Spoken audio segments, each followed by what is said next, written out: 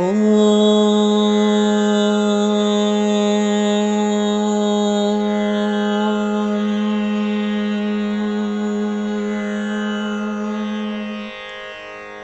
श्रीगुरुभ्यो नमः।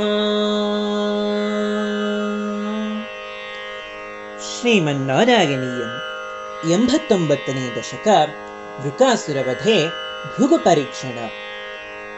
रमा जाने जाने यदिह तव भक्तेषु विभवो न सत्यः सम्पद्यस्तदिह मद कृत्वा दशमिनां प्रशान्तिं कृत्वैव प्रदिशसि ततः काममखिलम् प्रशान्तेषु क्षिप्रं न खलु भवदीयेच्युतिकथा सत्यः प्रसादरुषितान् विधिशङ्करानि केचिद्विभो निजगुणानुगुणं भजन्तः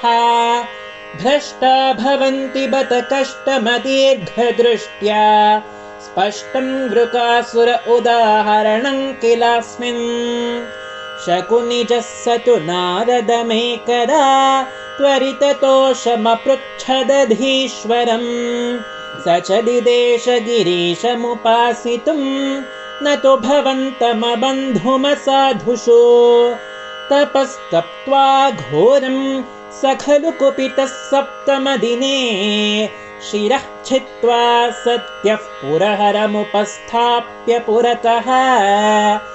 अतिक्षुद्रं रौद्रं शिरसि करदानेन निधनम् जगन्नाथाद्वव्रे भवति विमुखानां क्व शुभधीः मोक्तारं बन्धमुक्तो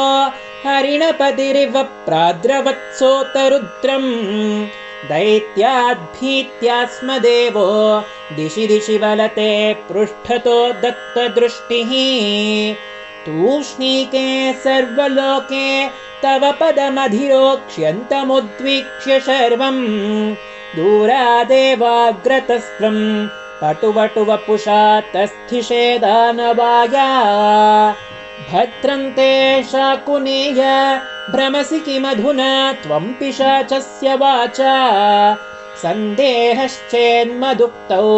तव किमु न करोष्यङ्गुलीमङ्गमौलौ इत्थं त्वद्वाक्यमूढः शिरसि कृतकरः सोपतच्छिन्नपातं भ्रंशो ह्येवं परोपासितुरपि च गतिः शूलिनोऽपि त्वमेव भृगुं किल सरस्वती निकटवासिनस्तापसाः त्रिमूर्तिषु समादिशन्नधिकसत्त्वतां वेदितुम् अयं पुनरनादरादुदितरुद्धरोषे विधौ हरेऽपि च जिहिंसिषौ गिरिजया धृते त्वामगात् सुप्तं रमाङ्कभुवि पङ्कजलोचनं त्वां विप्रे विनिघ्नति पदेन मुदोत्थितस्त्वं सर्वं क्षमस्व मुनिवर्य भवेत् सदा मे त्वत्पादचिह्नमिह भूषणमित्यवादीः निश्चित्यते च सुदृढं त्वयि बद्धभावाः सारस्वता मुनिवरादधिरे विमोक्षम् त्वामेव मच्युत पुनश्च्युतिदोषहीनं सत्त्वोच्चयैकतनुमेव वयं भजामः जगत्सृष्ट्यादौ त्वां निगमनिवहैर्वन्दिभिरिव स्तुतं विष्णो सच्चित्परमरसनिर्द्वैतवपुषम्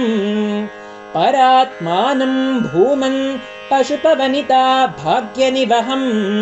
परीतापश्रान्त्यै पवनपुरवासिन् परिभजे। गोपिका जीवनस्मरणं गोविन्द गोविन्द नारायण अखिलगुरो भगवन्नमस्ते श्रीकृष्णार्पणमस्तु।